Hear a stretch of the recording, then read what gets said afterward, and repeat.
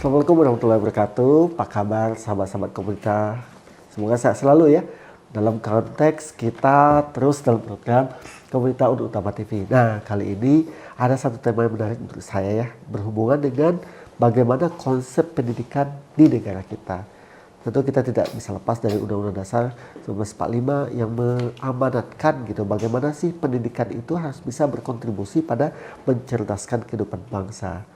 Asli, saya amazing dengan redaksi majalah Komunitas membawa sebuah tema yang kalau boleh bilang mendasar sekali ya, filosofis sekali gitu. Dengan jumlah penduduk yang luar biasa, lebih dari 260 juta ini, utamanya adalah mencerdaskan kehidupan bangsa. Nah, ada satu tema yaitu akreditasi unggul di perguruan tinggi. Saya sudah bersama dengan Pak Lili, dengan redaksi daripada majalah Komunitas. Pagi, Pak Lili. Pagi, Pak Mirza. Sehat selalu. Alhamdulillah. Ini agak-agak flu sedikit nih. Tapi program kita tetap berjalan. Siap. Karena bagian daripada upaya kita mengedukasi, sharing ya. Betul. Kepada sahabat-sahabat komunitas. Nah, Pak Lili ada menarik nih kali ini bicara tentang mencerdaskan kehidupan bangsa. Ini ada apa nih? Kembali ke basic lagi ya gitu. Ini menarik Pak Lili. Kira-kira apa sih konteksnya ya dengan redaksi memilih tema ini Pak? Oh iya. Ya. Baik Pak Meriza. Jadi kita tahu bahwa dalam pembukaan Undang-Undang Dasar 45 di pembukaan itu sudah di straight kata-kata mencerdaskan kehidupan bangsa. Dan itu dijabarkan kemudian pada pasal-pasal berikutnya. Dan itu diturunkan pada peraturan-peraturan khususnya mengenai pendidikan. Dan dalam hal ini adalah pendidikan tinggi. Nah, artinya di situ bahwa para pendahulu kita, pendiri bangsa sudah ini, sadar banget ya. Sudah sadar banget. Dan dia berpikir sudah melebihi masa pada waktu itu. Sudah memikirkan bagaimana mencerdaskan bangsa. Bukan hanya urusan perut, Pak. Bukan hanya urusan perut. Karena pasti beliau-beliau sadar bahwa kunci untuk kemajuan itu adalah terletak pada sumber daya manusia. Dan itu kecerdasan. Cuman bagaimana nanti mewujudkannya? Hal itu yang jadi tantangan ya Pak. Jadi tantangan kita di dunia pendidikan. Saya kira begitu. Kalau kita lihat Pak, Dewan Redaksi memilih kata-kata akreditasi unggul Pak. Iya. Ya, kebetulan kita kan di Widya Tama juga kemarin baru selesai beberapa prodi ya Pak ya. Akreditasi. Nah, menurut Bapak konteksnya seperti apa nih? Ada akreditasi unggul kan menjadi sebuah indikator ya Pak. Indikator yang diberikan oleh badan yang ditunjuk oleh pemerintah untuk melihat bagaimana perguruan tinggi tersebut gitu ya. Nah, Bapak ini gimana nih melihatnya Pak? Ya, jadi kami melihat bahwa akreditasi itu pada dasarnya kalau saya melihatnya sebuah tool saja. Dalam rangka mewujudkan tadi mencerdaskan kehidupan bangsa, tapi dalam rangka mencerdaskan kehidupan bangsa di situ kan butuh sistem pendidikan. Nah, sistem pendidikan ini diatur melalui peraturan perundangan. Kemudian turunlah beberapa turunannya, diantaranya salah satunya bahwa ketika perguruan tinggi dikatakan taruhlah berkualitas atau bermutu, itu dasarnya adalah standar nasional pendidikan tinggi yang sudah ditetapkan oleh pemerintah dalam hal ini. Nah, disitulah kemudian ada beberapa kriteria dari hal itu. Salah satunya adalah akreditasi unggul, kemudian baik sekali dan baik kalau kita mengacu kepada 9 standar. Kalau dulu ada A, B, dan C, ketika 7 standar. Artinya itu acuan standar yang mestinya secara bertahap ditetapkan oleh dilaksanakan oleh perguruan tinggi. Tetapi bukan hanya itu. Itu kan sesungguhnya hanya standar yang kemudian bisa jadi standar ini harusnya bisa dilompati. Gitu ya Pak ya. Karena pemerintah menetapkan hal ini hanya sebagai acuan standar pokok supaya pemerintah bisa tentunya membina. Dipetakan dulu. Kemudian membina perguruan tinggi sedemikian rupa dengan standar-standar yang tadi, maka arah untuk mencerdaskan bangsa itu paling tidak bisa Ada KPI-nya Pak ya? Diamati ya. Betul. Nah, betul. diamati, Dievaluasi, ditingkatkan ya, Pak ya. dan Betul, lain-lain. betul. Itu salah. Betul. Jadi kenapa saya sebut akreditasi unggul di sana? Tentunya karena di sini orang banyak lembaga kemudian mengejar akreditasi unggul. Betul. Karena ada nilai-nilai yang kemudian mengikutinya. Sehingga itu menjadi kadang-kadang prestis tapi kemudian jadi lupa. Substansi. Lupa kepada substansi. Nah, ini yang menarik buat saya, Bapak. Substansinya itu harusnya mencerdaskan kehidupan bangsa. Ini yang menarik buat saya, itu. Bapak. Karena sebagai pendidik pun saya bertanggung jawab ya, Pak ya. Kemarin kan ikut diwawancara oleh asesor gitu ya, dalam konteks bagaimana kontribusi dari seorang dosen dalam membina siswanya atau mahasiswanya ya, Pak ya. Gitu. Nah, saya tertarik dengan kalimat terakhir paling ada substansi mencerdaskan kehidupan. Emangnya ada apa, Pak? Itu jadi tanya ya Pak ya. Gitu ya. Apakah itu hanya sebatas selesai akreditasi didapat lalu what next gitu ya? Kembali ke kebiasaan lama misalnya atau gimana menurut Bapak pengamatan? Jadi kalau kami melihat bahwa akreditasi kemudian dipersepsi lain. Hanya mengejar boleh dikatakan tekstual. Tapi bukan konteksnya. Konteks akreditasi unggul apalagi itu tentunya ada muatan kontekstualnya ya. Betul. Tadi kan tekstual ya. Betul. Ada muatan kontekstualnya yaitu bagaimana menjabarkan mencerdaskan kehidupan bangsa itu. Itu dimunculkan tentunya kalau di lembaga pendidikan adalah dari mulai proses ya Pak ya. Rekrutmen. Kalau sebelum rekrutmen mungkin penyiapan prodi dulu. Prodinya mau arah kemana? Dari situ rekrutmen sumber daya manusia atau calon-calon mahasiswa seperti apa? Diproses seperti apa? Kemudian tentunya menjadi outcome seperti apa? Di situ banyak yang terlibat tentunya. Kan begitu Pak? Karena ekosistem Pak. Iya, menjadi sebuah ekosistem. Ekosistem dalam lingkungan internal perguruan tinggi, tapi bukan hanya itu, tapi ekosistem dalam pengertian luas. Di sini melibatkan perguruan tinggi, pemerintah, masyarakat, karena ekosistem pendidikan tidak akan mungkin berkembang, Pak, dalam hal mengembangkan kontekstual tadi tanpa keikutsertaan dari semua ekosistem itu.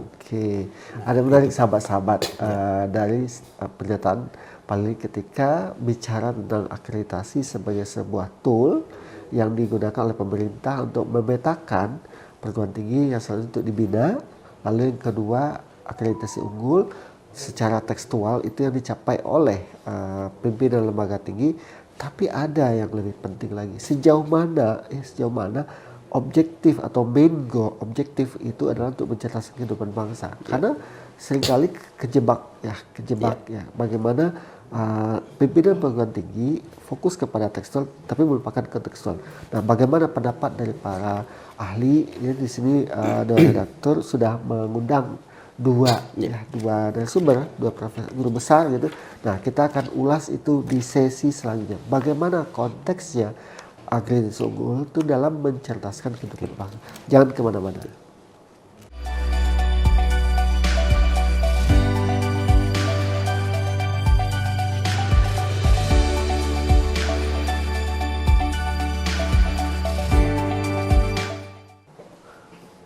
Sahabat-sahabat Komunitas, kembali kita di program Komunitas Utama TV. Tadi kita sudah bahas bagaimana sih korelasi antara akreditasi unggul dan bagaimana upaya mencerdaskan kehidupan bangsa. Rupanya ada yang perlu didalami ya. Karena apa? Substansinya dulu nih yang fokusnya sejauh mana perguruan tinggi bisa berkontribusi pada mencerdaskan kehidupan bangsa. Karena apa? Karena sudah diamanatkan oleh para founding fathers Indonesia. Pendiri bangsa sudah memikirkan bagaimana kita fokus mencerdaskan kehidupan bangsa agar bangsa ini berlanjut.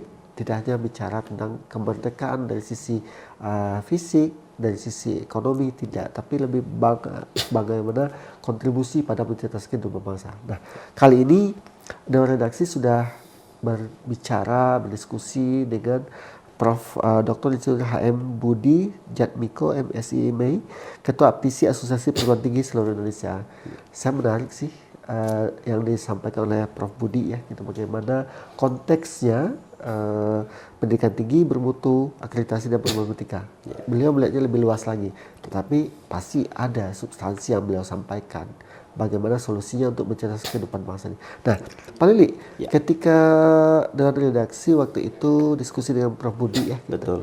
apa yang didapat ya disampaikan beliau Pak tentang konteks bahasan kita ini? Bahasan kita, ya. Jadi pertama memang ketika perguruan tinggi kita lihat itu kan ada dua ya, perguruan tinggi negeri dan swasta. Betul. Dan swasta ini yang paling banyak. Betul, betul. Nah, terkait dengan pendidikan tinggi yang khususnya dikelola swasta, maka beliau menyoroti ada hal penting, yaitu hubungan antara penyelenggara dan pengelola. Penyelenggara tentunya yayasan atau perkumpulan, sedangkan pengelola tentunya adalah perguruan tinggi itu sendiri. Itu bahasa kita rektorat nah, apa ya? Ya, saya kira rektorat. Di sini kadang-kadang ada sebuah hubungan yang kurang bagus. Problematiknya di mana? Tentunya ini berangkat dari bagaimana ketika sebuah statuta disusun antara dua badan ini, badan penyelenggara dan badan pengelola, secara terbuka dan begitu konsisten dan detail sehingga tahu persis antara kewenangan dan tanggung jawab para pihak ini. Betul. Nah, kalau ini jelas maka akan terhindarlah permasalahan tadi ya Pak ya, antar penyelenggara dengan pengelola. Itu yang mendasar di perguruan tinggi swasta. Kenapa ini disoroti? Karena ya tentunya banyak hal yang memang dari 4.000 perguruan tinggi di swasta di kita, diantaranya 3.000 ya yang swasta, itu sebagian memang bermasalah antara para penyelenggara dan pengelola itu. Sehingga bagaimana hal ini bisa terjadi kalau ini demikian terus berlanjut, bagaimana peserta didik, bagaimana anak didik, bagaimana kita mau mencerdaskan kehidupan bangsa, apa yang harus dilakukan. Nah, jadi ini menjadi sorotan pertama adalah itu.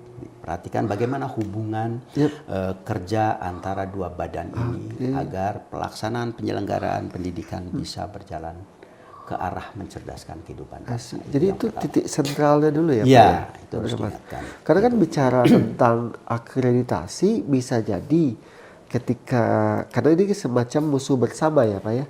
Nah, dari pihak luar datang ke kampus atau perguruan tinggi, lalu pihak penyelenggara dan pengelola bersatu. Tapi ketika sudah didapat, itu kan udah menjalankan peran masing-masing lagi. Betul. Di sini titik kritis yang disoroti beliau ya Pak? Ya, yang disoroti itu satu. Sebelum berjalannya kita menyelenggarakan pendidikan yang bermutu, ini kan harus di-clearkan dulu. Karena ini dua kepentingan berbeda ya Pak ya? Dua kepentingan berbeda. Kadang-kadang ya gitu Pak Meri. Badan penyelenggara belum banyak memahami bagaimana penyelenggaraan pendidikan, pelaksanaan pendidikan.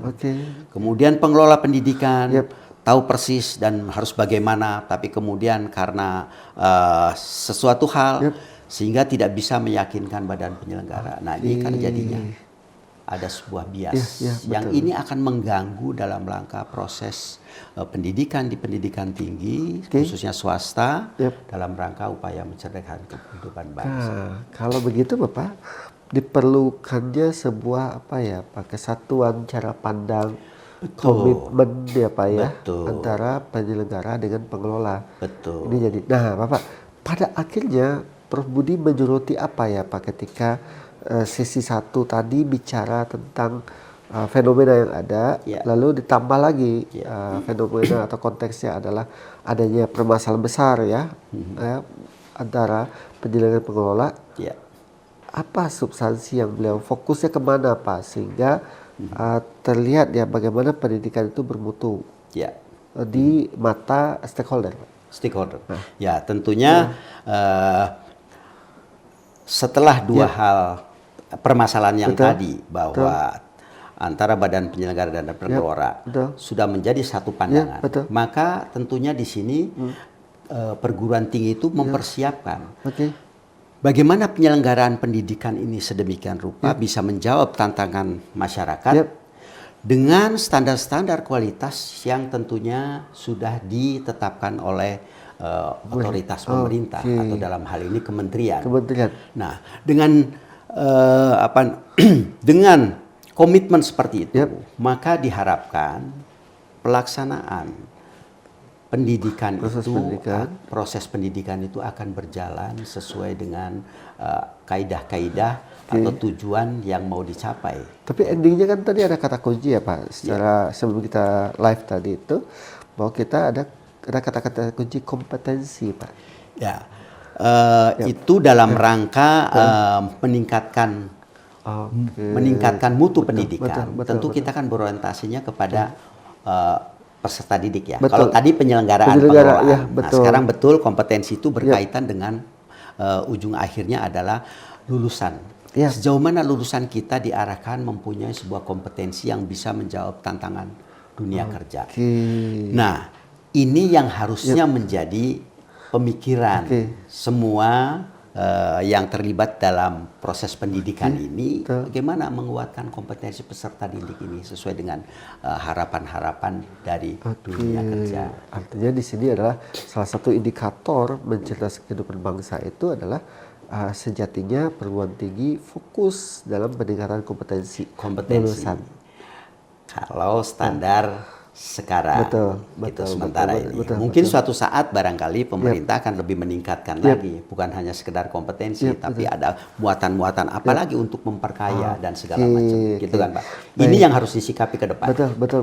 Nah, sama-sama pemerintah demikian hal yang didapatkan oleh dari redaksi kemarin ketika bicara dengan Prof. Budi ya, Ketua APTISI, bagaimana beliau menyoroti hal ini berawal dari konteksnya lembaga tersebut, di mana ada penyelenggara dan pengelola, yayasan dan rektorat, dan substansinya adalah bagaimana memiliki mindset yang sama agar proses PBM itu menjadi lebih baik, yang endingnya peserta didik bisa meningkatkan sesuai kompetensi mereka. Karena itulah yang akan menunjukkan sejauh mana perguruan tinggi berkontribusi pada mencerdaskan kehidupan bangsa. Nah, sahabat-sahabat, ini ada satu lagi ahli ya yang diwawancara oleh redaksi. Tapi siapa dia dan apa pemikirannya kita lihat lagi di sesi selanjutnya.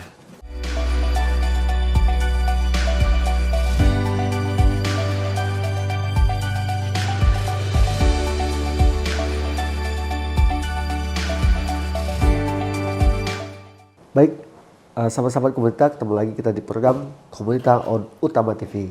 Nah, bagi saya semakin menarik ya diskusi, karena isunya saya sebagai pendidik merasa tersentil gitu ya. Fokus saya sebagai dosen harus endingnya berkontribusi pada mencerdaskan kehidupan bangsa. Namun demikian, secara lembaga perguruan tinggi harus ada aturan-aturan, standar-standar yang harus dipenuhi. Nah, ini kan menjadi sebuah hal yang menarik dari bahasan Pak Lili juga dengan Prof. Budi tadi menggambarkan bagaimana perguruan tinggi di satu sisi dituntut untuk bisa memberikan yang terbaik, tapi di sisi lain ada standar-standar yang dipenuhi, ada juga subsistem yang namanya peserta didik yang harus bisa menyesuaikan dengan apa yang dituntut oleh otoritas, lalu dikelola oleh pengelola atau perguruan tinggi, dan bagaimana melibatkan stakeholder termasuk yang akan penting adalah dosen. Nah, Pak Lili, ini Prof. Bahrudin Mustafa, itu salah satu profesor atau guru besar yang diwawancara ya oleh dari redaksi. Nah, bagaimana pandangan beliau? Karena saya lihat menarik di tanggapan beliau secara tertulis yang dibuat di sini. Konteksnya tidak hanya bicara bagaimana sih saya sebagai dosen mengajar, tapi ada atau standar-standar yang tidak satu saja, kadang-kadang berubah-ubah. Lalu yang gak kalah penting Pak, ada lagi konteksnya adalah peserta didik, yang notabene mereka adalah input ya, yang harus kita didik dalam konteks proses untuk bisa menghasilkan. Yang kata Pak Budi adalah isunya adalah kompetensi. Bagaimana substansi atau pandangan dari Prof. Bahrudin terhadap ini Pak? Jadi beliau melihat memang apa yang diutarakan narasumber terdahulu kaitannya dengan itu, bahwa mutu pendidikan itu ternyata standarnya dicermati beragam.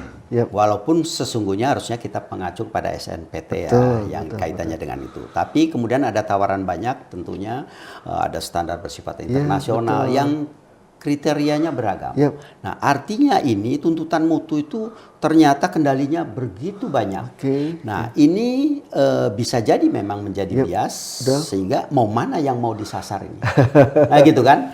Akhirnya kita terjebak kepada mengejar itu, lupa kepada substansi tadi, termasuk juga permasalahan kita yang ada di sini kan. Kan gitu ya, Pak. Nah, ini tentunya menjadi beliau menggarisbawahi bahwa pertama adalah tentunya tadi peran penyelenggara pengelola ya. Betul. Kemudian yang kedua adalah dosen. Gitu kan. Karena kami berhubungan langsung Pak Lili. Berhubungan langsung dengan peserta didik ya. Jadi kemarin kita di semester baru nih. Saya merasakan giroh yang sangat tinggi Pak Lili. Kenapa? Saya semester ini dikasih kelas offline. Karena bagi saya prosesnya PBM itu saya nggak puas dengan online. Karena dari sisi belajar offline saya bisa secara emosi touching ke anak-anak gitu ya, bisa berdiskusi langsung sama dia gitu. Apakah ini menjadi sorotan dari Prof. Barodin? Iya Pak, tentunya. Karena ini menyangkut bahwa sekarang peserta didik itu bukan generasi yang lalu ya. Nah gitu, artinya generasi Z, generasi Alpha, kita generasi boomer atau apa gitu. Artinya walaupun secara prinsip mendidik itu sama, mendidik itu sama pada menggunakan pedagogi dan segala macam, yang penting kesana. Tetapi ada sifat-sifat yang harus kita artinya dalami agar penyajian atau penyelenggaraan pendidikan itu menyentuh peserta didik dalam hal ini, sehingga tujuan dari kita mendidik untuk mencerdaskan mereka itu tentunya tepat metodenya, tempat ininya. Bahkan mungkin peran dosen jadinya sekarang bukan seperti dulu lagi. Dosen dulu sebagai pusat pengetahuan, sekarang pusat pengetahuan sudah banyak bisa diperoleh dari mana-mana. Bahkan beliau mengusulkan kalau bisa dosen itu sebagai coaching. Gitu. Menarik nih. Itu sebagai coaching. Jadi dia tahu bagaimana teori, dia tahu bagaimana melaksanakan, dia tahu bagaimana kemudian mendorong mereka supaya betul-betul menghayati proses pendidikan sehingga kompetensi itu bisa dicapai. Kuncinya di sini paling, saya juga kemarin ya punya pengalaman luar biasa paling. Saya ngajar dan saya bilang saya 3 kelas entrepreneurship. 3 kelas ini anak-anak saya itu kurang lebih 100. Saya petakan setiap orang. Salah satu indikator yang saya pakai itu adalah bagaimana orang tua mereka berbisnis seperti tidak. Masya Allah, di Widya Tama itu luar biasa. Sejauh mana saya bisa menggali potensi mereka, itu bisa menjadi lompatan buat mereka. Dan saya lihat ini relevan sekali dengan apa yang ditulis oleh apa yang disampaikan oleh Prof. Barodin ya. Betul, kita dituntut jadi coach kerasa dan kita harus punya yang perlu dimiliki oleh seorang coach atau dosen itu membaca dan menulis yang baik, membaca kritis, menulis akurat dan kritis, membaca dan menulis untuk menciptakan pengetahuan baru, syntopical reading and synthesis writing. Itu jadi titik sentral buat beliau. Titik sentral buat beliau. Karena itulah hakikat mendidik itu kan seperti itu ya. Betul. Jadi di tengah banyak standar yang harus dipenuhi oleh perguruan tinggi, karena itu sisi legal formalnya ya Pak ya. Karena itu juga harus dilewati. Kalau nggak gitu, tapi tetap Prof. Barodin mengunci bahwa itu ada di dosen. Karena mereka lah yang langsung touching kepada peserta didik. Apakah itu di pendidikan tinggi atau pendidikan menengah betul. Ya kalau konteks kita perguruan tinggi itu yang kita dosen ya. Artinya PR terbesar ketika setelah perguruan tinggi itu mendapatkan sesuatu, apakah itu akreditasi unggul dan semacamnya itu, endingnya adalah sejauh mana perguruan tinggi bisa peduli kembali ke dosennya. Mendorong dosennya, menempatkan dosennya sebagai coach gitu. Luar biasa. Menarik buat saya, karena ketika saya hubungkan dengan tema kita di awal, akreditasi, lalu akreditasi unggul, lalu adalah pencerdas kehidupan bangsa, ketemu di sini. Iya. Oke, baik sahabat-sahabat komunitas, luar biasa ya Prof. Baharudin, guru besar yang memberikan pandangan bagaimana di tengah kita mengejar yang namanya akreditasi sebagai standar yang ditetapkan oleh otoritas, jangan lupakan substansi. Kenapa? Sebagai input generasi milenial ya, milenial, mereka punya karakter yang berbeda dengan kita. Saya aja generasi X, paling generasi baby boomers. Baby boomer. Oke, nah kita udah beda ya Pak ya, beda ya. banget dengan mereka ya. Gitu. Nah, jangan lupa substansinya. Dosen sebagai ujung tombak, dosen sebagai tiangnya pendidikan, itu harus bisa dijadikan peran tambahan itu sebagai coach. Sehingga mereka bisa menggali potensi anak didik, mengembangkan potensi anak didik, dan bahkan mengarahkan anak didik tersebut untuk bisa achieve berbasis kompetensi yang dipersyaratkan dari keilmuan yang mereka pelajari. Nah, saya rasa ini lesson learn-nya luar biasa ya, sehingga bisa kita jadi masukan buat kita. Nah, cuman kita belum selesai nih, ada satu sesi lagi bagaimana kita wrap up ini bahasan ini, bagaimana akreditasi unggul dan juga hubungan dengan mencetak kehidupan bangsa bisa kita ulas dengan Pak Lili, Ketua Dewan Redaksi majalah Komunita. Jangan kemana-mana sahabat Komunita.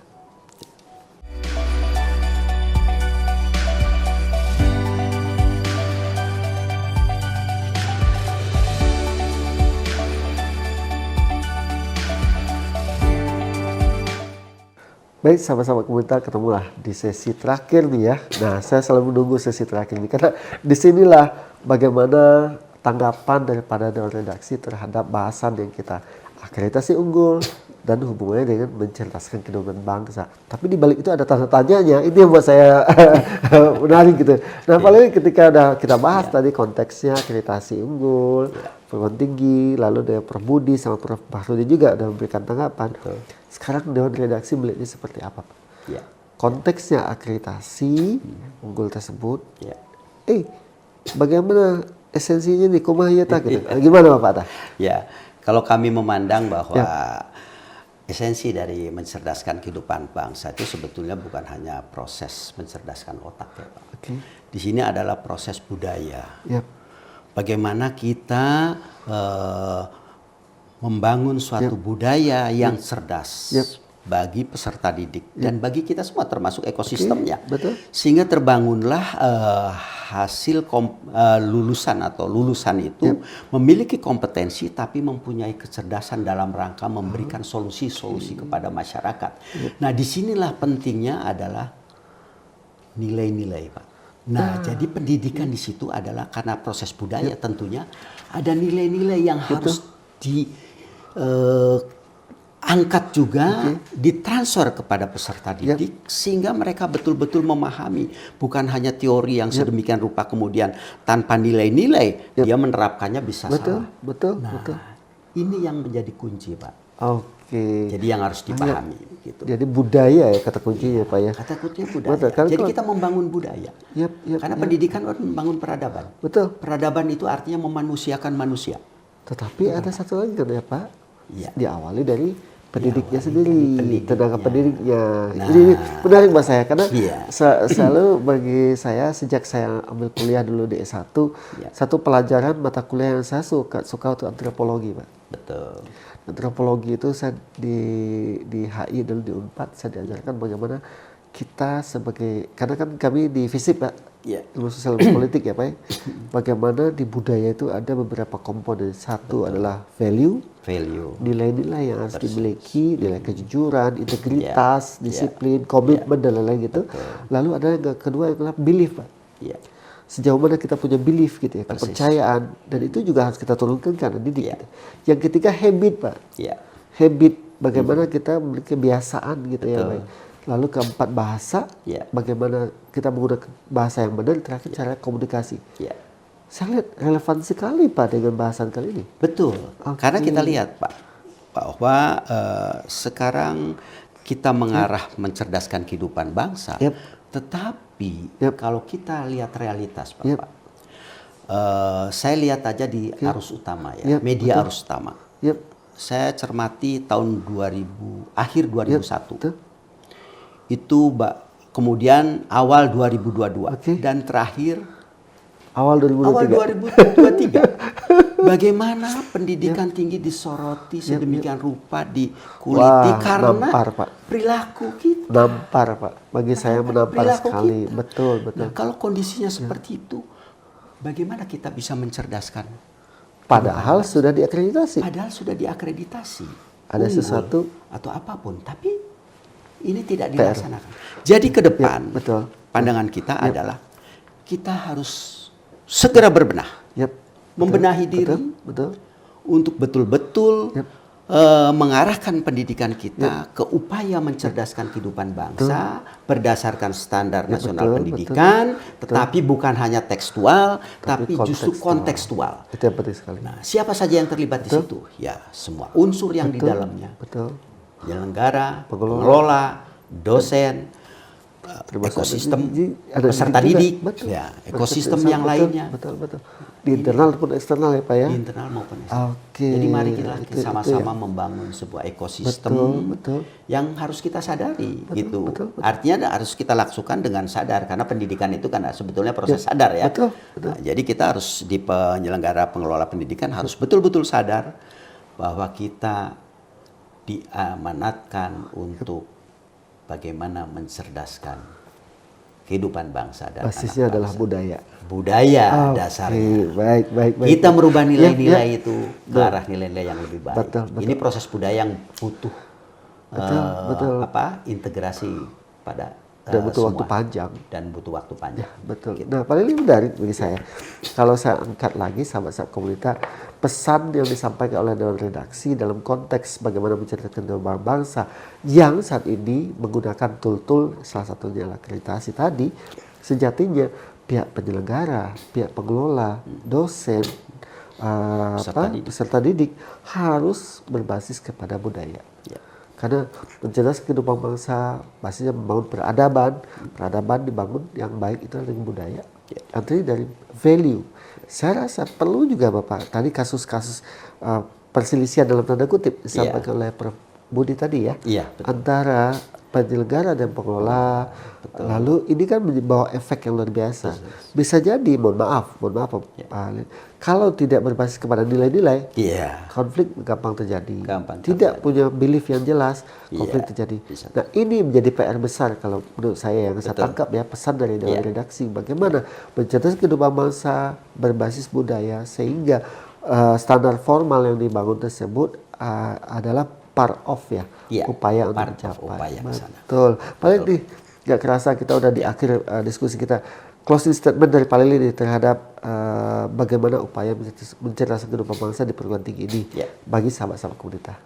Silakan. Tentunya kita harus menekankan bahwa pendidikan adalah usaha sadar dalam rangka mencerdaskan kehidupan bangsa. Karena itu kita harus berbenah diri sedemikian rupa agar amanat dari generasi mendatang bisa kita tuntaskan, bisa kita tunaikan sedemikian rupa.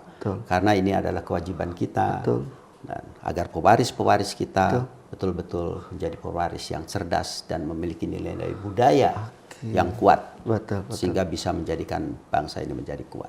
Baik, terima kasih Pak Lili, sahabat-sahabat Kuta, luar biasa Dewan Redaksi ngambil tema ini. Saya selalu malah amazing ya gitu ketika isu pendidikan tinggi dikembalikan ke dasar lagi mencerdaskan kehidupan bangsa.